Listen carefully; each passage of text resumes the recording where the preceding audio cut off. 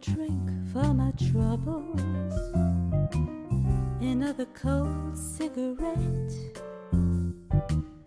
I'm not the type, but I'll take a bet that flame will keep burning on as I go chasing the dawn, as I go chasing the dawn, as I go chasing the dawn.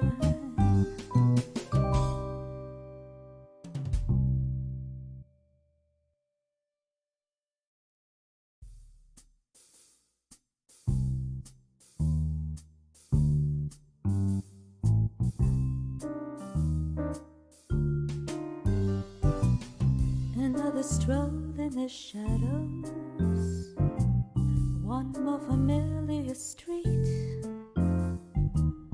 It seems that history is bound to repeat. That's how my destiny's drawn. Just when the story is shifting,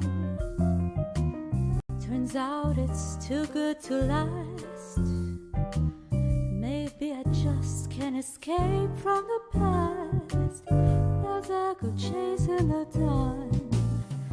Why don't you just release me and go your separate way? My heart has nothing left to give away. Another drink for my troubles, another cold cigarette. I'm not the type, but I'll take.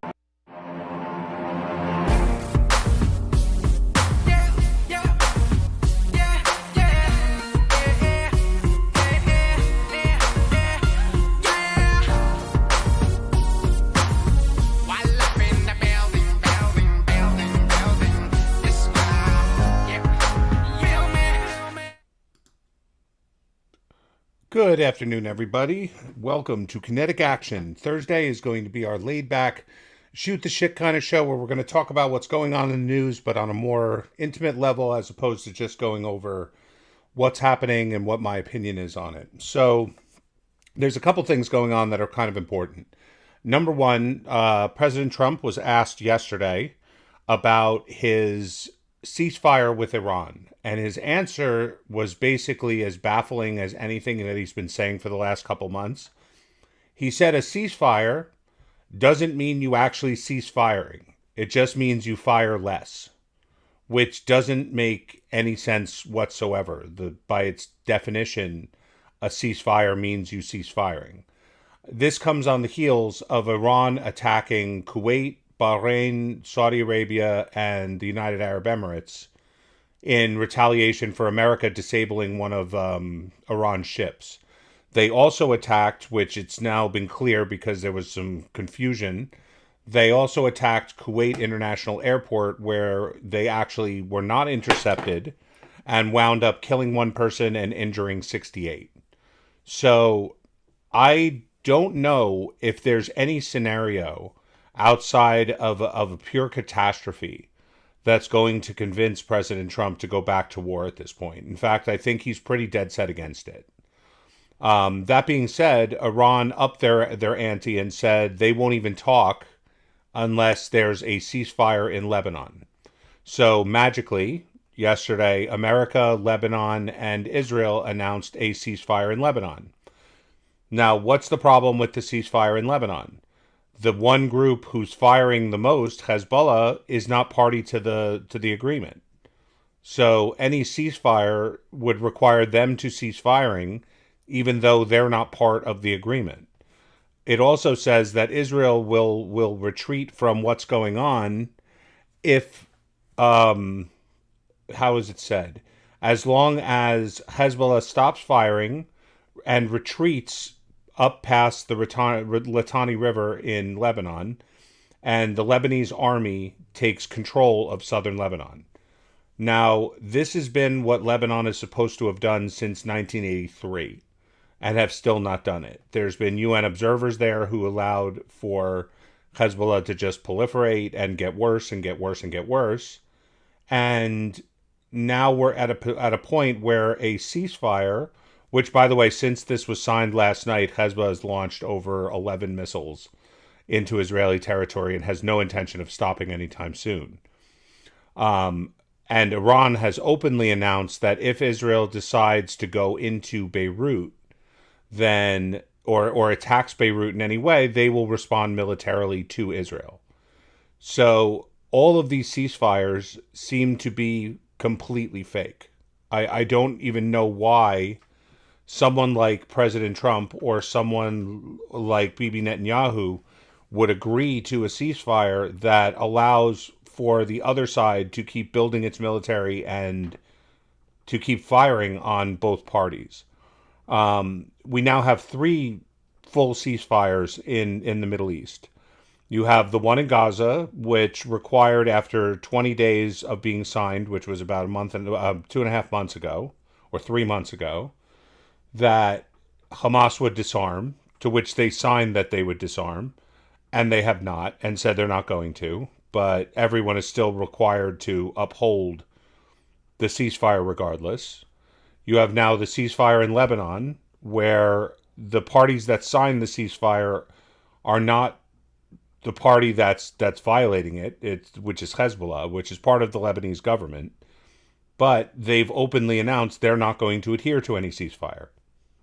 So you've got that. And we have the ceasefire in Iran, where nobody can agree that there even is a ceasefire. At most, Iran will occasionally say that America's violated the ceasefire, but there's no actual ceasefire in place. There was never a terms of one.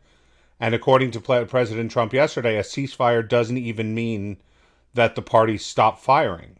So I would like to give an analysis of what's going on. I'd love to give you the background that this is what 5D chess looks like, and that, you know, the president is going to be pulling off a miracle pretty soon and all of this, but that's not what it appears to be doing.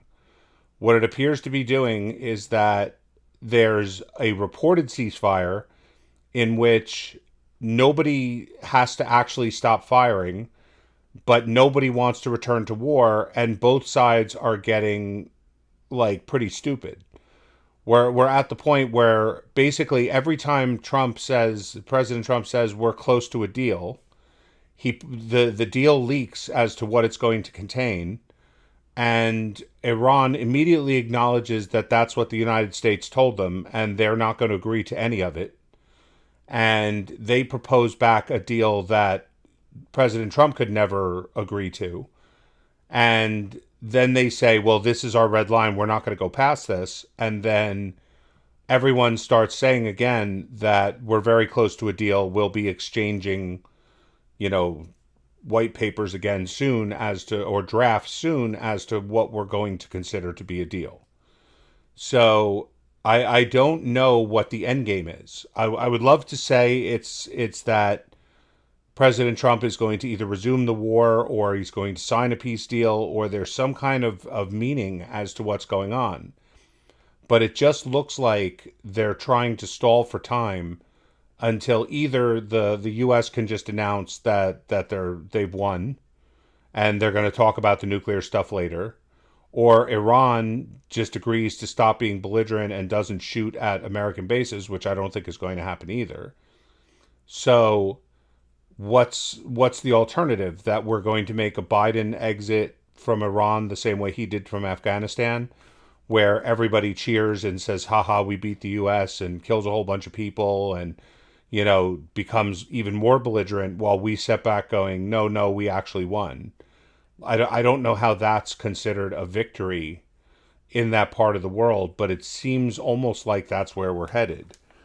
So are we going to sit back and, you know, nothing's going to happen again until they decide to get belligerent and start shooting at Israel? Because if they shoot at Israel, especially when you're talking about ballistic missiles, there's only so much Israel will take before they'll react back.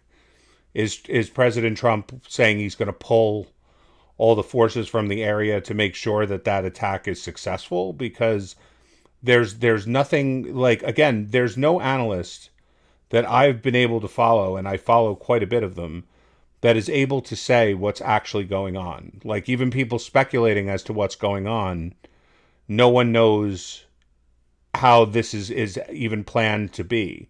I mean, I've speculated that it's always possible that Trump is just looking for an off ramp with Iran because he just doesn't want to do any of this anymore, that he's kind of had his fill. And he's just waiting for the Senate and the Congress to pass a war resolution that says he has to stop, and then he can blame it on that.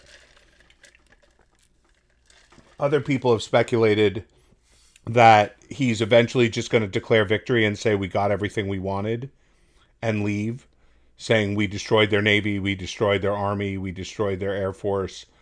They have no ability to fight anymore, so we're just going to take off, because we all know that's not true. They keep proving it's not true by attacking our bases all over the Middle East. And are we going to leave those bases intact, knowing that over the next however long that Iran is going to continue attacking them with impunity?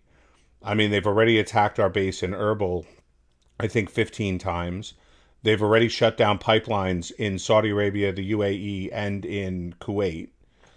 They've already hit airports and bases all throughout the Middle East.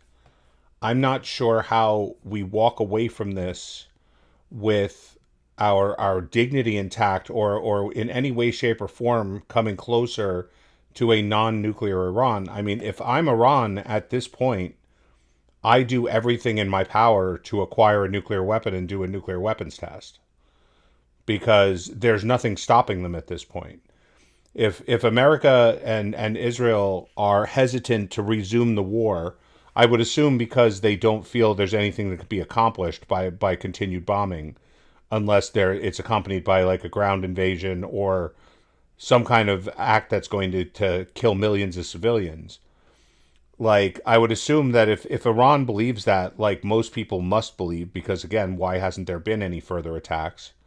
So if Iran believes that, and also its partners believe that, Russia, China, Pakistan, North Korea, places like that, why wouldn't they sprint as hard as they can to get to nuclear test? Because a nuclear test completely changes the game.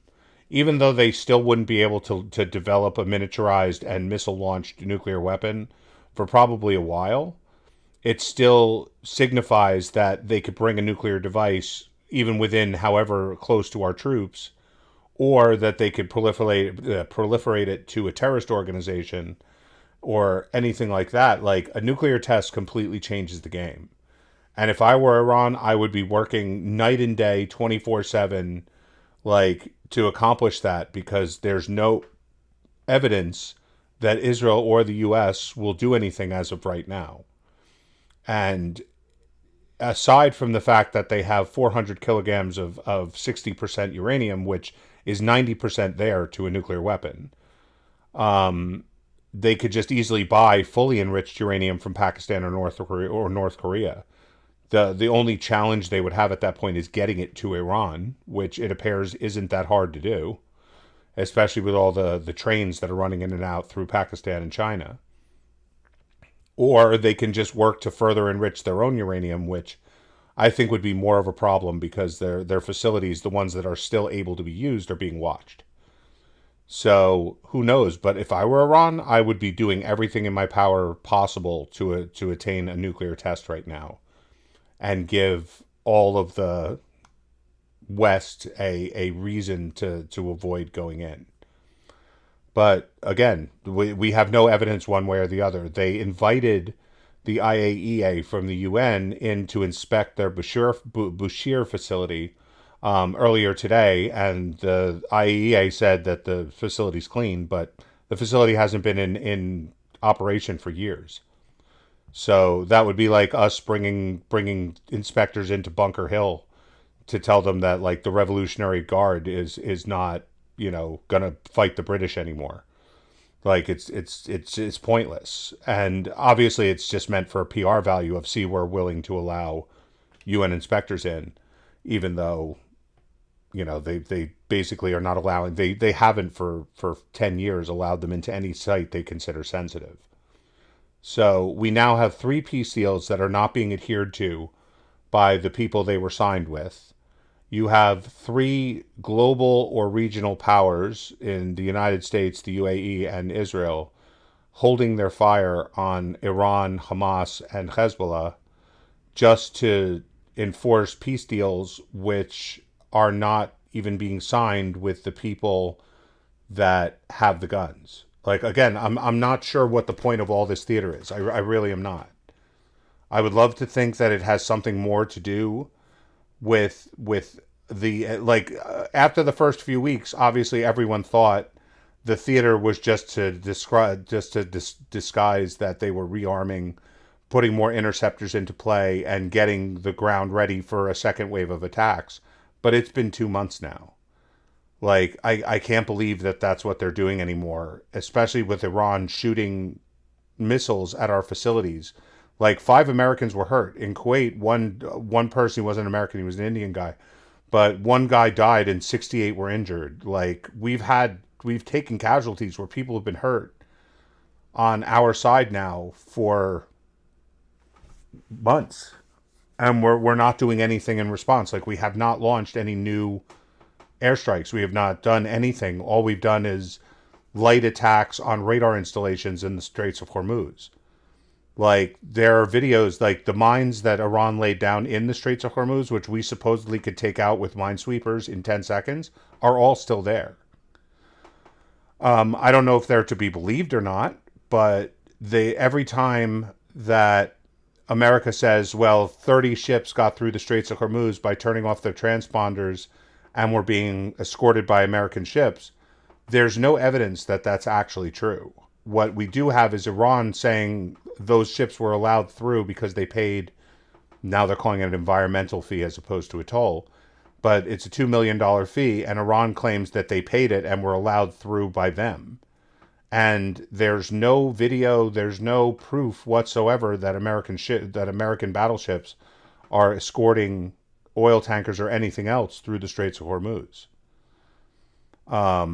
Originally, we had said we were blockading it so that Iran couldn't sell oil, but now it's openly being referred to as Iran's blockade, that part of any deal is going to require the immediate opening of the Straits of Hormuz.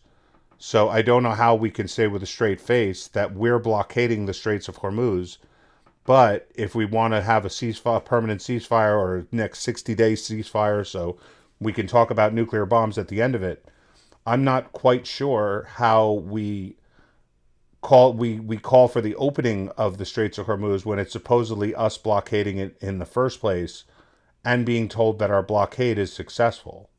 If we're the ones blockading it, we should be the ones that are able to open it. So, again, I would love to give you a clear analysis where I could say this is what's happening. But anyone that I've read with any credibility is saying the same. No one knows what's going on right now because it's so baffling. So I really hope someone somewhere has a plan for what's going on. Now we have a case also where Marjorie Taylor Greene and Thomas Massie have said they have a plan to take over the Republican Party for 2028, meaning like that they'll be in charge, which again, don't really understand because Marjorie Taylor Greene quit Congress because she saw a Senate poll that she couldn't win statewide in Georgia, and Massie just lost in his home district in rural Kentucky. I don't know what their plan is to now take over a 50-state party in their favor when they can't even maintain their own districts. And over the next 2 years, as Massie leaves in 7 months, and Marjorie Taylor Greene is already out of Congress, they're going to become more and more irrelevant to the point where no one's even going to remember anything about them in 2 years. And this happens to even politicians people love. Like Rudy Giuliani did that. He finished his term as mayor. He didn't run again because 2 or 3 years after his term ended was the presidential election. He wanted to start to worry about that, and he actually was polling pretty well. And then when it actually came to voting, he got less votes than everyone in every state. Like, he didn't win a single primary, if I remember correctly. So that tends to happen when people are out of the spotlight for a while. So I don't know what their plan could possibly be to take over the Republican Party. It just further proves my theory that the two of them just honestly believe that their interactions on Twitter are real life, and that Twitter is a better gauge, or X now is a better gauge of the real world than the actual real world. Like they believe that when they say this nonsense and all this stupid shit on X and get 1,000 likes or 10,000 views or 10 million views or whatever it is, like they really believe that that's a thermometer taking the temperature of America, as opposed to foreign bot farms and, like viewers that they have all over the world. Like for a long time, I called it the Sargon effect. I mean, I'm sure you all remember when Sargon of Akkad had this massive YouTube channel and this massive online presence, and he decided to run for parliament in his district, and he got like 5 votes because his global audience doesn't live in his district. Like it had no bearing whatsoever on what people in his district thought of him in England. But I have a feeling that you're going to see the exact same thing with Thomas Massey and Marjorie Taylor Greene. They're just going to learn the hard way how irrelevant they really are. Like Massey still has about 7 more months where people in power will probably comment on what he does, because he's still in Congress and can still be kind of annoying there. But after 7 months, when he leaves Congress, like the only way he gets any attention now is by pissing off President Trump and getting people to go back and forth with him. After 7 months, when he's not in Congress anymore, what's he going to do? Start a podcast? Like, and join the army of Pakistani bot podcasts that already are completely irrelevant? I can't imagine that he's going, people will even remember his name in a year. But I don't know, stranger things have happened. Okay, guys, thanks very much for tuning in. It's been a fun Thursday. I will be back on Monday, and we will be doing episode 4 of Kinetic Action. I'm going to start a format where it's basically every Monday is going to be a news wrap up from the weekend and Friday. Tuesday, I'm going to try to have a guest. Wednesday, I'm going to try to go in depth into current events. And Thursday, I'm going to have a more shoot the shit kind of show where we're going to go into just my opinions on certain things and probably stick to only 1 or 2 topics. The show's going to maintain at about 20-30 minutes, maybe an hour on days I have guests. And if you want to support my work, you can go to my Patreon, you can go to my Subscribestar, both are in the description. And I'm really glad to be back and glad to be able to have these conversations with you, and I look forward to the show getting nothing but better. Thank you very, very much for your time, guys. Have a great weekend. Bye.